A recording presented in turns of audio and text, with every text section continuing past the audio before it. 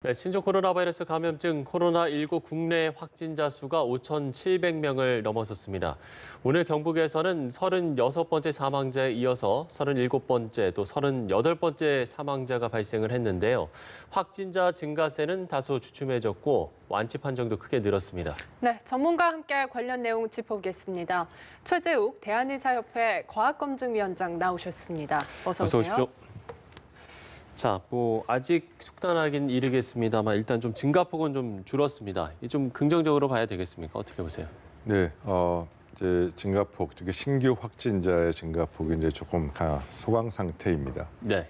근데 하루 매일 500명 전에서 지금 왔다 갔다 하고 있지 않습니까? 그렇죠. 네, 그런 면에서 좀 안심 좀 다 할 수 있는데 사실 그 두 가지 측면에서 다 바라봐야 됩니다.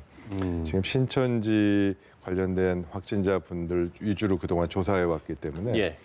신천지 위주 관련된 분들은 좀 줄어가고 있다고 볼 수 있지만 대구 일반 시민에서의 감염자 수는 증가하고 있고 또 그런 또 타 지역에서의 감염자 수도 계속 증가하고 있기 때문에 전체적인 전망을 하기는 좀 어렵습니다. 그렇군요. 아직은 좀 전망하기 이르다라고 말씀을 해주셨는데 일단 좀 완치 사례도 좀 늘고 있는 것 같습니다. 네. 어제 하루 이제 50명 가까이 늘었거든요. 네네. 이 점은 예상됐던 바입니다. 예. 아시다시피 그 전체 감염자의 한 80% 정도에서는 경증이고 대부분 네. 치료가 좀 잘 되는 편입니다. 그래서 초기에 급격히 환자 수가 증가했던 것처럼 지금 시간이 한 이제 14일 3주 정도 지나는 지금 시점부터는 똑같이 완치자 숫자도 같은 양상으로 증가할 겁니다. 그러나 아직도 나머지 한 20% 정도에서는 폐렴이나 이런 부분은 좀 치료가 좀 더 오래 걸리기 때문에 예. 이 점은 조금 차이는 이제 숫자의 갭은 있을 거고요.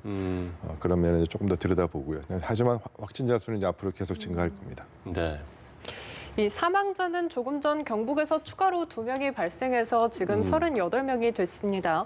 이런 가운데 33번째 사망자가 기저질환이 없는 환자였다고요. 네네, 맞습니다. 이 33번째 환자들도 마찬가지고 또 그 과거에 초기에 사망하신 분 중에서는 젊으신 분도 있었습니다. 그래서 예. 다양한 이제 경우가 발생할 수밖에 없고요. 통계는 거의 대부분 고령자와 기저질환이 있다라는 건 통계고요. 예. 또 그렇지 않은 예외적인 경우도 있을 수 있고 네. 또 그런 예외적인 경우가 혹시라도 이 코로나19 바이러스가 갖고 있는 이 바이러스의 또 다른 특성 때문에 그런 것인지 그런 것 때문에 발생한 것인지에 대한 부분은 주목해야 될 부분이고 이러한 사례를 통해서 추가적인 고령자와 기저질환이 없는 경우는 안심할 것이 아니라 예. 추가적인 사망이 발생할 경우에 대비해서 지금 면밀히 분석하고 들여다볼 상황입니다. 오늘 이제 정부가 경북 경산을 또 감염병 특별관리 지역으로 추가 지정을 하지 않았습니까? 네네. 여기가 이제 대구와 인접한 지역인데다가 또 특정 요양원을 중심으로 확진자가 크게 늘고 있다는 점은 좀 지켜봐야 될 것 같거든요. 네, 맞습니다. 이미 이제 그 요양원에서 좀 이제 집단적으로 이제 발병하고 있고, 예, 그렇죠.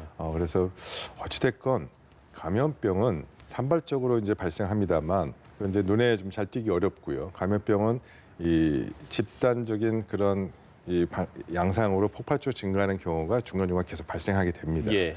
신천지 교인처럼 이 밀폐된 공간에서 많은 사람이 모여 있는 곳에 확진자가 있는 경우를 타고 그러한 그 위험한 상황을 타고 폭발 증가하는 거 아니겠습니까? 그렇죠. 마찬가지로 요양원도 마찬가지고요.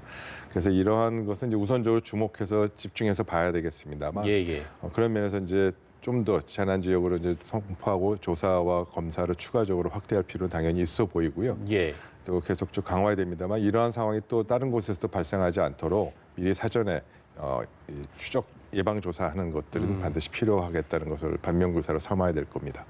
예, 이렇게 요양원, 줌바, 댄스 교실, 온천교회 이렇게 소규모 집단 감염이 계속해서 발생을 하고 있는데 그럼 네네. 이제부터는 이렇게 크고 작게 이루어지는 집단 감염을 어떻게 차단하느냐가 중요할 것 같은데요. 네, 두 가지 방향에서 봐야 네. 되겠죠. 제가 이런 얘기를 조금 드리면은 좀 쉽게 이해하실 것 같아서 예. 제가 말씀드리면 예. 지금 이제 코로나19 바이러스가 이제 어느 예를 들어 이제 감자밭이라고 얘기를 하면요. 감자밭에 감자씨가 뿌려져 있어요.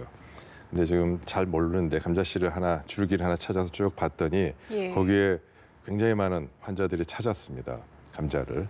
그게 코로나19의 신천지 같은 경우가 대표적인 겁니다. 그 줄기를 확진해서 찾아서 가다 보니까 2,500명이 나온 거 아니겠습니까? 예. 그런 형태가 지금까지 조사 방식이었습니다. 예. 그런데 지금 그렇게 찾은 신천지 이외에 다른 곳, 즉 전체 이 밭에서의 다른 곳에도 땅속에 잠재되어 있는 환자를 찾아가서 줄기를 찾아가야 되는데 지금 그 부분에 대해서 지금 전력해서 조사하지 않은 상황이고요. 지금 경북 지역의 이 경우도 마찬가지고요.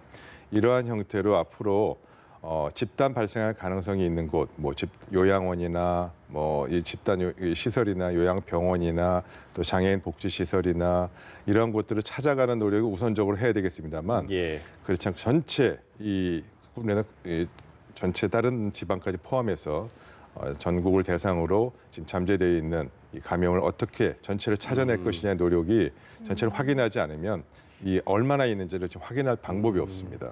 그래서 그 방법에 대한 부분을 지금 적극적으로 검토하고 시행해야만 됩니다. 즉 예. 다른 전체 감자밭에서 감자가 얼마나 있는지 반드시 확인하는 과정은 별도로 진행되어야 합니다. 네, 어찌됐든 이렇게 집단 감염 사례가 계속해서 나오고 있다 보니까 뭐 정부에서도 당연히 이제 사회적 거리 두기를 계속적으로 좀 당부를 하고 거듭 강조를 하고 있는 부분인데 네네. 아무래도 이제 저희가 가장 할 수 있는 부분 중에 하나가 이 사회적 거리 두기가 이제 또 가장 좋은 방법일 것 같다는 생각도 들거든요. 네, 지금처럼 지역사회 감염이 만연한 상황에서는 사회적 거리 두기가 가장 강력한 방역 대책입니다. 네. 의료 방역이라고 얘기하는 환자를 찾고 그 접촉자를 찾아서 추가적인 전파를 막는 것, 그리고 치료하는 것은 뭐 의료 부분이 해야 될 의료 방역이고요. 지금처럼 한 번, 두 번 있었을 때는 괜찮습니다. 그러나 지금처럼 지역사회에 많이 퍼져 있다고 하면 바이러스는 결국 사람을 타고 다니는 거 아니겠습니까? 예. 사람이 없으면 타고 다닐 수가 없습니다. 바이러스 발이 달린 것도 아니고. 그래서 이 사회적 거리 두기를 통해서 잠복기 한 14일 정도 사회적 거리 두기가 효과적으로 진행된다면 바이러스 자체가 추가적으로 전파되는 것은 효과적으로 막아낼 수 있는 아주 좋은 강력한 방법입니다. 예, 한편 신천지 신도 가운데 이제 전수조사가 거의 마무리되면서 이제 네네. 찾아낼 사람은 거의 다 찾아냈다 이런 분석이 나오고 있는데 네네. 그럼에도 불구하고 자가격리 중이던 교인 중에 이제 무증상자들이 오는 8일부터 이제 격리 상태에서 벗어나거든요. 네네. 그런데 안심할 수 있냐? 왜냐하면 무증상인 경우에도 감염자가 발생하고 있기 때문에 이런 우려가 나오고 있는 것 같은데요. 네, 맞습니다. 그 점은 여러 차례 전문가들이 지적했던 부분이고요. 이미 중국의 사례에서도 있었고 예. 또 우리나라 사례에서도 음성이 나왔던 분이 집에서 계시다가 다시 양성 판정 받는 경우도 예. 뭐 사례에서 보셨습니다. 그래서 바이러스가 내부 체내에서 증식해서 어느 정도 농도가 돼야 바이러스가 찾아지는 거 아니겠습니까? 아주 낮은 농도, 증식이 좀 낮아서 낮은 농도가 무증상일 때가 많고요. 예. 그러다가 나중에 다시 증상이 있으면서 양성으로 나오는 경우도 많고 그래서 이 부분은 그렇게 많지는 않을 겁니다. 지금 숫자는 정확히 파악하기 어렵습니다만 많지는 않은 경우라 하더라도 추가적인 감염의 위험이 있기 때문에 안심하고 뭐 괜찮습니다라고 상황은 아니고요. 예. 그래서 지금 2주만 원래 격리하고 관찰했었습니다만 초기에는 그렇죠. 지금 그걸 3주로 늘려서 하는 부분도 그런 점에 혹시라도 놓치는 경우가 있을까 봐 지금 확대한 경우고요. 또 그럼에도 불구하고 혹시 그 이후에도 발생할 가능성에 대해서 참여하신 분들이나 신체 교육분들 알려드리고 추가적 증상이 발생하면 신고해달라고 부탁도 하고 그런 상황입니다. 예.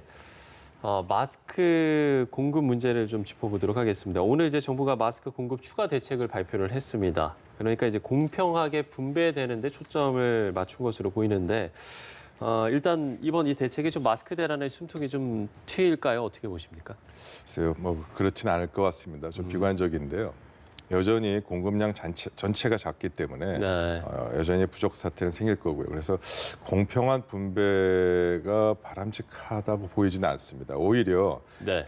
정말 필요하신 분한테 우선적으로 공급하는 것, 그것이 더 중요한 원칙이 아닐까 싶습니다. 예를 들어서 지금 호흡기 질환을 갖고 있거나 증상이 있는 분, 그리고 고령자나 노약자, 예. 또 장기 요양시설이나 이런 데 지금 입소해 계신 분들한테 필요하다면 그런 분이 우선순위가 높고 발병 위험도 높고 또 발병한다면 치사율도 높습니다.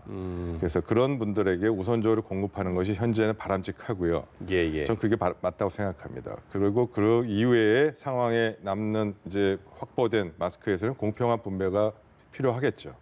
그래서 이 공평한 분배와 함께 그것보다 사실 조금 더 중요한 거는 네. 필요한 곳에 우선적으로 공급할 수 있는 그런 부분도 같이 되어야지만이 좋지 않을까 그렇게 생각하고 있습니다. 예, 그리고 지금 이런 가운데 치료제 개발에 속도가 붙고 있습니다.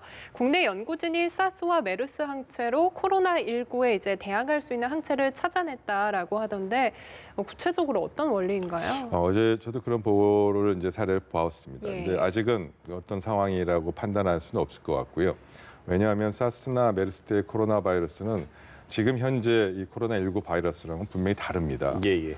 그래서 그 과거의 메르스나 사스 바이러스 갖고 활용할 수는 있겠습니다만 지금도 중국과 한국에서 많은 연구진들은 현재 코로나19 바이러스의 항원과 항체를 토대로 진단 키트라든지 예. 또 이걸 토대로 치료제 개발을 하고 있는 상황에서 과거의 메르스나 사스 바이러스가 얼마큼 효과가 있는지의 부분은 검증을 해봐야 될 부분이고요.